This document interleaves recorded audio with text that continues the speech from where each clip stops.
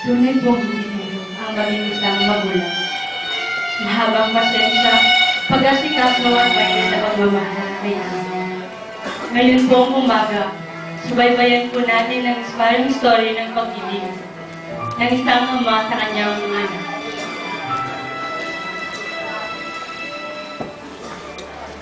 Dear Ate Sharona, my name is Maloy, bunsong anak ng isang overseas worker dito sa Italia. Dito na po kami lumaki ni Kuya, simula po namatay si Inay. Ang tatay na po namin ang nagtaguyo ng pamilya. Domestic helper po si tatay. Minsan, dala po ng kahirapan sa buhay. Hindi po nagkasya ang sweldo niya. Kaya nagpakahirap sila ni Kuya magbenta ng kakanin sa kalsada at sa harapan ng aming church. Pag-aral lang ako ng maayos. Pero dumating ang panahon, ako ay nagbinata. Nagsawa sa buhay, bahay, school, church, ay pinamulat sa akin ng aking ama. Nagsimula akong bumarkada at magkaroon ng sariling mundo.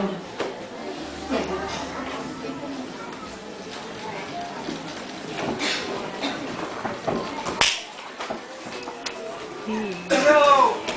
Mas ka dyan.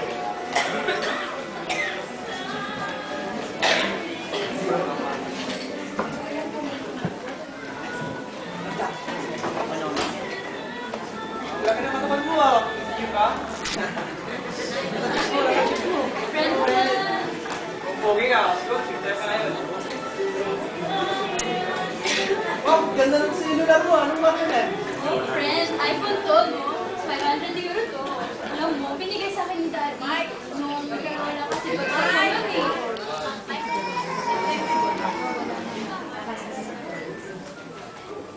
Ako naman, mas gusto ko Blackberry.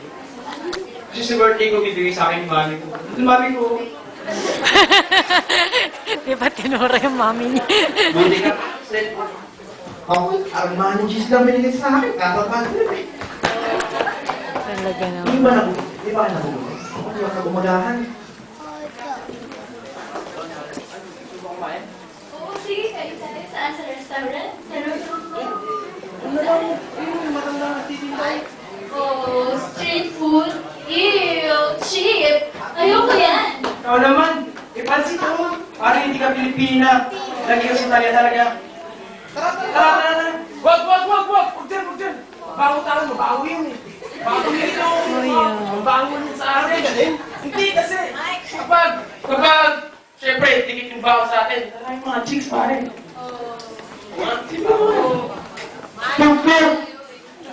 Uy, Kaloy, lapit ka dito. Tulungan mo kami ng mo maglakad. Na!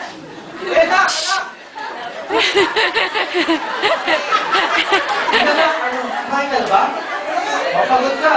Saan mo na yung mga kaibigan mo? Teka, saan ang kaibigan mo? Hindi ka umalis. Tara, kain na. May pansit pa mainit. Tayo hindi mo kasi nitidihan. Pinahiya mo ako sa ng mga barkada ko. Kaloy, anak.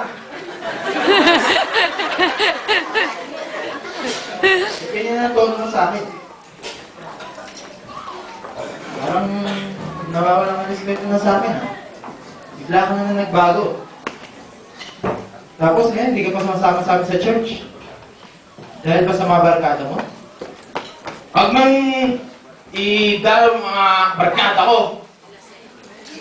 Kasi, kayo may kasalanan. Hindi nyo ako naintindihan. Sila nakakintindi sa akin. Hoy, huwag ka sumagot sa tatay ha. Wala kang respeto. Tigil kayo. Kapatid kayo eh. Ba't kayo nag-aaway? Tay, bigyan nyo na nga sa akin yung mga pera kinipon nyo para sa eskwela ko. Kasi sa akin naman pera yun eh. Pwedeng gawin lahat ng gusto ko sa buhay ko. Bigyan nyo sa akin pera, kaalis na ako sa bahay. Ha? Ano? Tama na. Yan ba talaga gusto mo? Sige, bibigay ko sa'yo lahat. Dahil mahal kita, bibigay ko sa'yo lahat. Walang problema sa akin yan. Bibigay ko. Pero tandaan mo, dito pa rin kami. Natawa ang Panginoon, ipakita sa'yo ang tama. Sige na. Finally, sabi ko sa sarili ko, malaya na rin akong gawin ang gusto ko. umuwi ng late, pumarkada kahit kanino. Maghinom, bumili ng mamahaling gamit, at magpakasaya. Malaki na rin ang naipon ng tatay para sa pag-aaral ko. Kaya matagal din ang panahon, hindi ko pinoproblema ang pera. Pero sa paglipas ng mga araw, unti-unti itong naubos. Uy, Galoy! Gusto ka na? Kain tayo dun! Di ba naman ulit? Sensya pare wala na akong pera. Buti ang pera sa akin, para sa punang lang. Yung laki ng kinuha mong pera sa tatay mo, kasi wala ka ng pera, hindi mo ayaw. Kung ito pa naman! Huli ka naman dyan! Wala na akong pera, pare. Kasi mo, tara na nga lang sa bahay namin. Uwi na siya, tour. Sige. Bye. Ano? Kasama ka ba? Nye. Sige lang. Wala ka ng pera. Tara ka na. Bye!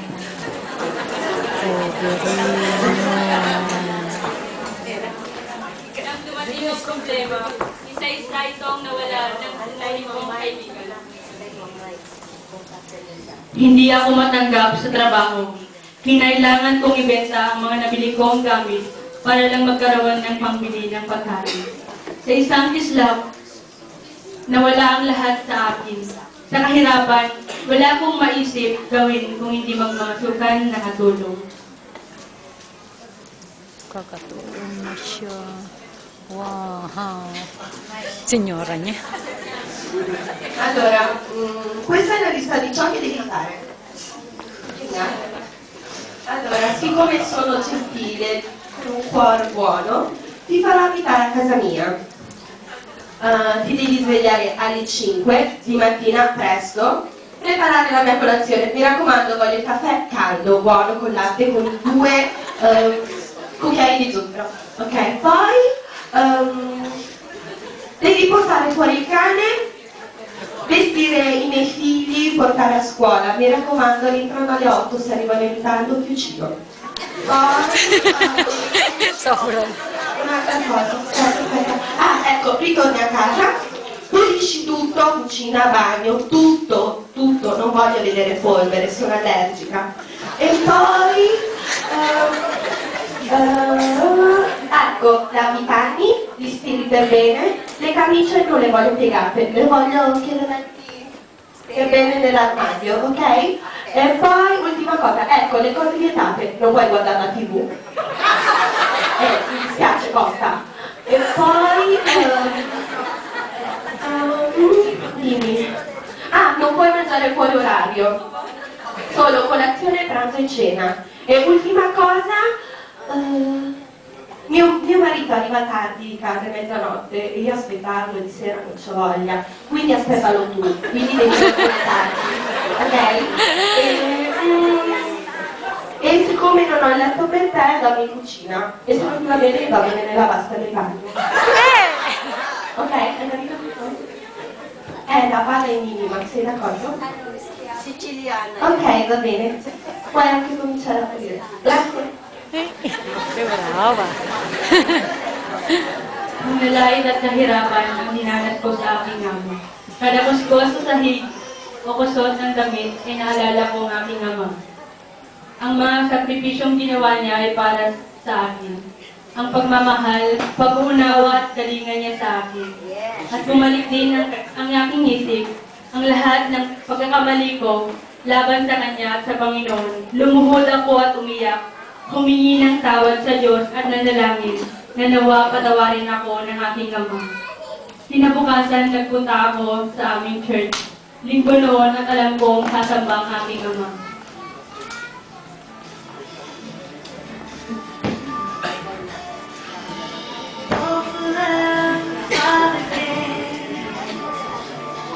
Sabi.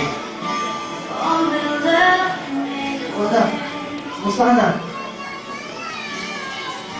Kahit hindi ko makakawad sa inyo. Sorry kung upis at hindi ko naisip yung ginagawa niyo para sa akin. Pero ngayon, hindi ako na. Sorry na ako. Anak, tumayo ka dyan. Tumayo ka. Alam mo naman, nagawa ng pinatawag. Dahil ba naman kita eh. Alam kita. Kaya ako'y natutuwa. Bumalik ka sa amin. Sana kung kapatid mo, ito siya. Oh. Ay, baka nakalimutan mo, pinalikuran ka niya. Tsaka pinahiyakan niya. Ako, may nakita pinasaway. Ano ba may pasiselebrate natin doon? Anak, at ang lahat ng akin ay sa'yo. Natutuwa ako dahil ito yung katapatan mo sa akin. Kaya ang lahat ng nasa akin sa'yo. Kung kailangan natin magsaya dahil bumalik ng kapatid mo. Ano ba, napakagandang panahon nito na magkasama tayo. Kaya nawala ang inyong nanay. Alam niyo ba, masaya akong kasama ko kayo.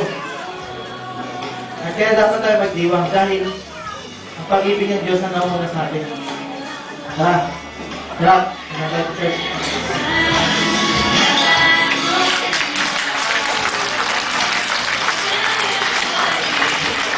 Tinatawag din ako ni Kuya at dahan-dahan bumalik ang tiwala sa akin. Bumalik ako sa pag-aaral at anumbalik sa Panginoon. Nang ako'y matapos sa school, binayaan ako ng Diyos ng magandang trabaho. At gayon, nakatulong ako sa aking ama at kuya. Di nagtagal, nagtutuyod din ako sa sarili kong pamilya at tulad ng aking ama.